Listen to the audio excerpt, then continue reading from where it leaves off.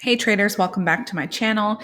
Today's video is much requested and it's simply the three indicators that I use the most. So I'm going to briefly discuss them. However, it might be a little bit repetitive. If you've watched a lot of my videos, you might have actually seen me using them. So I'll keep it pretty short and sweet. And if you search through my channel, you can find a video on pretty much anything that's more in depth. So if I kind of skip over certain things, you can always go back or request a video in the comment section. I do try to link important videos within each description. So if I think there's something relevant that I want you to see, I'll link it below and you can check that out. But I try to keep my videos like pretty short and to the point, just so you're not having to sit here all day and listen to me ramble on. So that being said, we'll get right into it. So the first indicator that I use is the EMA. Never really used these a whole lot before, but I've been incorporating them now that I kind of trend trade a little bit more, as my style has been evolving over the years. So I do love the 200 EMA. That's my favorite. And I use this one on the daily. So I'll use this EMA on the daily time frame to give me my overall trend direction. So I'll briefly put it and say, okay, if price has consistently been below this line, sorry, I know I have blue zones and a blue line. We'll delete these and I'll go back into them later. Because the thing is, guys, I always trade zone to zone. So I don't ever use an indicator to enter a trade. That's not what I'm getting at. Indicators are just tools that can help you have extra confluence in your trading and, act as extra confirmations. So for me, there's no way you can have too much confirmation that a trade is good, right? Unless you're sitting there all day and, that's more psychology if you can't enter a trade, but I'm rambling again. So I'm looking for price to say below this line if I'm looking for sells. And then if it's consistently above, I'm looking for buys. So it's not so much about entry. However, catching a break of that can be a really, really great entry because there's such a high risk reward. It's more to guide me when I'm looking at overall direction on the higher time frames. Okay. If I am actually entering a position and I'm saying, okay, I've plotted, my zones. Let's do an example actually really, really quick. So I have a zone here, right? So I'm saying, okay, I'm above the 200 EMA. I'm looking for buys. I have my structure. This is a really quick version of what I would do. Let's go down to the 4 hour. That's where I like to enter. I'll now plot the 50 EMA. Okay. So we can plot the 50. This can be used to day trade as well. I have a post about that, a video about that. I can link that for you. And the 50 EMA just follows price a little bit more close. If there's like this little gap, see that gap that's happening all along here? That gap's telling me that we have a nice strong trend, because in a weaker trend or even in, let's say, like a normal market condition, it's just going to be right below. You're not going to see a wide price or a wide space between price and the line. So that's a little tip for you. But really what I'd be looking for here is that price is above that line, that space in between, and you can actually look to get in again at a retest. So had this happened, if there was a retest of this line or a break of this line at this zone, that would give me added confirmation. So added confluence. Now there's not, which is, you can't make things happen. But, if let's say we entered, I should have left my other zones in because I had other zones in here, but that's fine. Let's say we had, our zone here. And I know there is one lower as well. But let's say this zone here, price came back, it retested. You could get in here at the retest of that 50. So this 50 can actually act as what's called a dynamic support and resistance line. So it's a support that's moving with price. And then in a downtrend, of course, it's going to be a resistance that's moving with price. So I'll try not to kind of overflood you with information, but hopefully that made some sense to you. So those are the two most common EMAs that I use day to day. And that's how I use them to guide my entry and give me added confirmation. So let's delete those guys and let's get into the MACD. So you probably heard me talk about the MACD as well. I absolutely love the MACD because a lot of my trading relies on momentum. And that's what the MACD is indicating to us. It's indicating how strong our trend is and how much momentum we have coming out of a certain area. So if I were to enter a trade, really the histogram down here is the biggest kind of area that I look at. Okay. So when I'm entering a trade, let's say, we get a breakout here.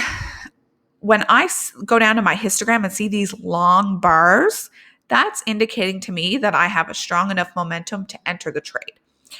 If we look over here, right, let's say you had, I don't know, let's get rid of this zone, and say we had like a trend or a resistance here, trying to include as many wicks as possible.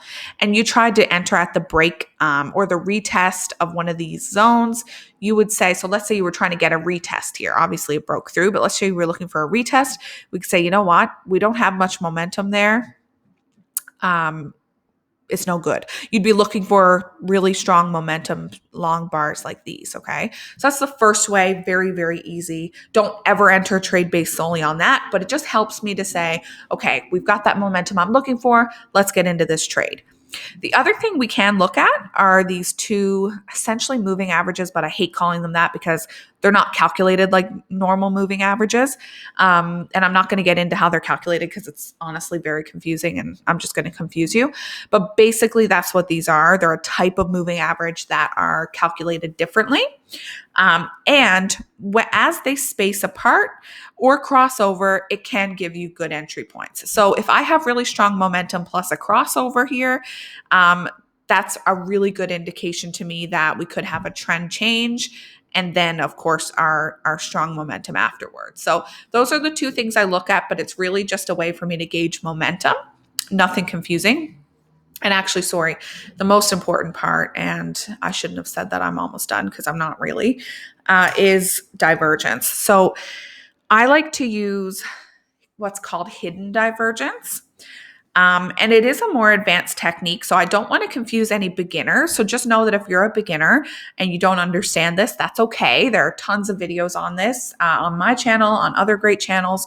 So don't worry too much about that. But hidden divergence is essentially, when we break it down, it's just when price and your indicator are telling you different things. Okay.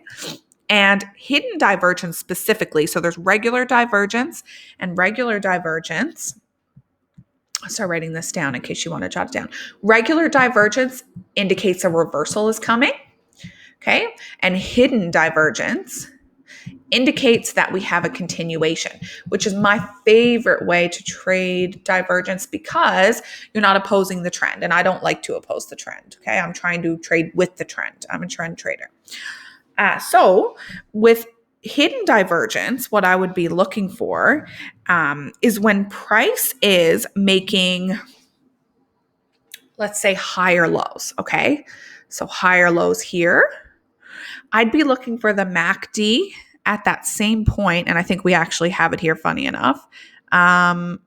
Maybe not. I'd be looking for the MACD to make lower lows, so doing the opposite. And I'd be looking right here at the histogram. So I'd want to say, okay, at the exact same point, I would want price to be making lower lows, which it's not. It's going up, which is in correlation with what's happening, but that's what I'd be looking for. I don't have an example right here, right off the bat. Obviously not, because I'm just looking at a random area on the chart, but that's what I'd be looking for. Like if the histogram was coming right down here, that's really messy. Hold on. Okay, let's say the histogram here, because this is where we're looking at, right? So we're looking at this area. So you have to go down right to that area. So you can use your crosshair and go right down there. So this area here, I'd want it to actually look like this. Or that's what, not that I want it to, but that's what I'd be looking for with divergence. So if price is making lower lows here, telling me the exact opposite thing, then I know that we have likely a nice, strong continuation happening. And I'm just going to go ahead and link my divergence video below, because if you're a beginner, that might be confusing you. But divergence is the other way I use, or the other way I incorporate the MACD.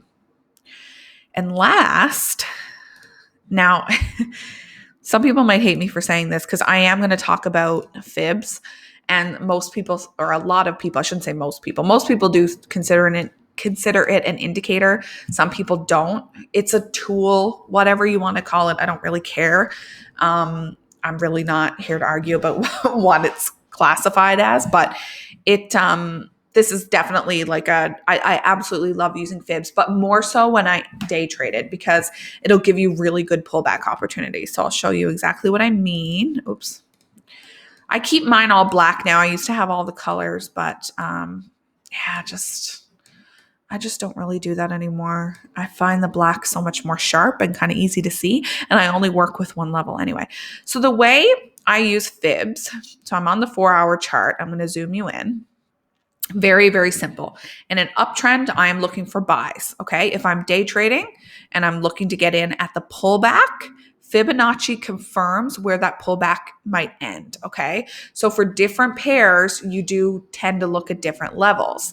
We're on EU. So if I were to go from, and this is how you plot your fib, so pay close attention to this. You go from the recent swing low to the recent swing high. I know I'm going to have a lot of linked videos in this one, but I'll link my fib video on this too if you need more explanation on how to plot that. But essentially, this is how you draw it in. So from your swing low to your swing high in an uptrend. Exact opposite in a downtrend. And we'll do an example of that as well. So where I'm looking to usually get in is the 50 level. Okay. So between the 50 and 60. Now, like I said, it does kind of change with different pairs. So some pairs you won't, like the Euro USD, for example, does tend to respect the 38.2 as well, which is why we had a nice continuation there. It didn't come down to where I would be looking to get in, and that's totally fine. Let me see if I can get another example, but that is how you plot it, and that's how I use it. So I would not have entered there based on the Fibonacci zone. Here's another one. So your low to your high, and then price just came down way too far here, so that wouldn't have worked out. Hopefully I'll get an example where it does work, but let's go to a pair because, like I said, some pairs are much better for this. USD CAD and gold would be my favorite, and let's do a down. Let's do it in a downtrend. So it's just the opposite. So in a downtrend, I'm looking for sells, and we go from the high to the low. So the swing high to the swing low. Okay. And you're waiting for it to come back up to the 50, 61.8 area. Again, it's just not respecting it right there. I'll do one more, but if I don't get a perfect example, I don't really care too much. So this one's interesting. This one's not going to give me a 50 either, I don't think. But this is a good example because I wouldn't consider this little push upward a different swing high. I would actually take it from here to here, and it didn't quite get up to the 50, but that is how I would put it. And again, usually this 50 to 61.8 is what we would call a golden zone. So sometimes what I'll do as well is draw in. Hang on, I'm going to delete the other stuff because this is going to get annoying. Let's delete that guy. So sometimes what I'll do as well, I'll box in between the 50 and 61.8, create a zone, extend it. I'm going to try to end this soon, guys. I think I'm going on way too long here. Try to extend it and use this as a zone that eventually was respected, right? So that's the third indicator that I use most often in gold, and I don't use it a lot anymore, but it is a great indicator. I know the examples I showed didn't quite work out, but it's great. You'll see a lot of examples where it does, and you can catch really good entry here. So you won't always get like a perfect textbook entry, but you won't get as many entries, but you'll get a better textbook entry is what I was meaning to say. I'm going to leave you there. Hopefully, if you have any questions, let me know. And I am going to link those more detailed videos below so that this doesn't go on to like be an hour-long video. And yeah, I'll see you guys in tomorrow's video.